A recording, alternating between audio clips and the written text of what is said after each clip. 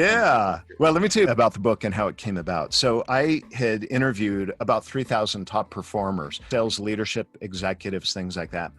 And what I found was some of the most successful people were not always the ones that always had the best skill, but they exhibited three core traits.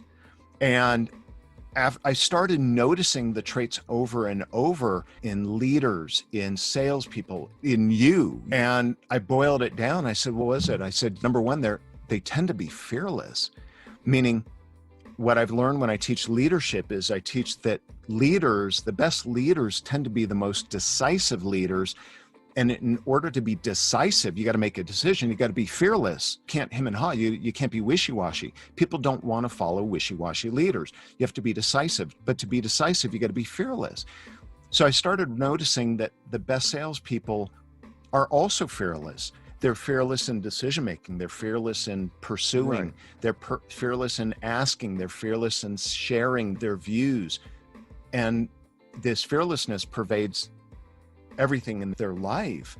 It's fearless in making a decision. They're not afraid to be wrong. They're not afraid to recommend. They're not afraid to, here's a great restaurant, go to it. Here's a great movie. They're fearless in recommendation in everything they do. Number one, I realized they were fearless. Number two, I realized that the best leaders, the best salespeople, the best in anything, oftentimes, especially in sales, they set the goal to be number one. And to test this theory, I would ask top performers, where at the beginning of the year, I would say, where do you think you're going to be ranked at the end of the year? And they go, number one. You ask an average performer and they say top 50%. So I was watching one of the examples that really made this. So number two, they're driven to be number one, and they set a goal of being number one in their organization, for their team, for themselves. Right. And once they set the vision to be number one, they work to the level required to hit the goal. If their goal is only be top 50%, they only work as hard as that vision. And I saw this when I was watching an interview of Olympians back in 2002. And they interviewed one skier who made the Olympic team. And they said, how do you think you're going to do in the Olympics? He goes, I don't know. I'm just happy to have made the team. I was thinking that was his goal. So he only worked as hard to do that. But a gold medalist, they work as hard as it required to get the gold. And so the guy that actually won the gold in the skiing, and I tell the story, is, I'll give you the quick abbreviated version. Going into the final run of skiing in the Olympics, he had such a margin lead in the lead. All he had to do was make it down the hill and not screw up, just an average time, and he would have medaled. He went all out, balls to the wall, as I say, and he almost wiped out.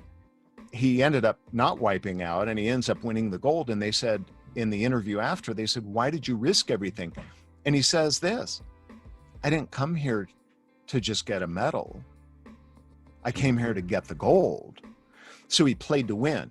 And so they play balls to the wall is what I call it. And then the third thing I noticed in interviewing thousands of people is, especially in sales, what I noticed when I was a sales manager and even early in my career, oftentimes salespeople drop the ball. I would ask my sales reps, hey, so what's the status of that deal? And they look at you like a deer in the headlights. And they're like, oh, I gave them a proposal last week. I haven't heard back from them.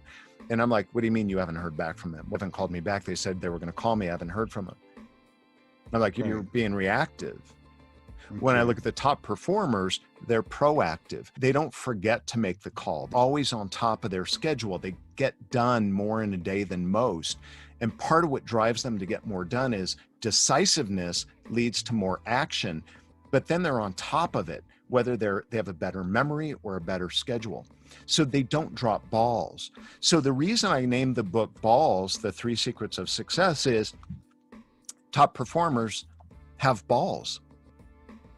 They're fearless. Number 2, they play balls to the wall, right? They're driven, they're motivated, they're excited to be number 1. And number 3, they don't drop balls. They're on top of it. They get more done in a day. So that's how I came up with the title for Balls. And I know it sounds simple, and in concept it's simple, but to do it, it's some of it's technique, but some of it's just head trash. What holds us back?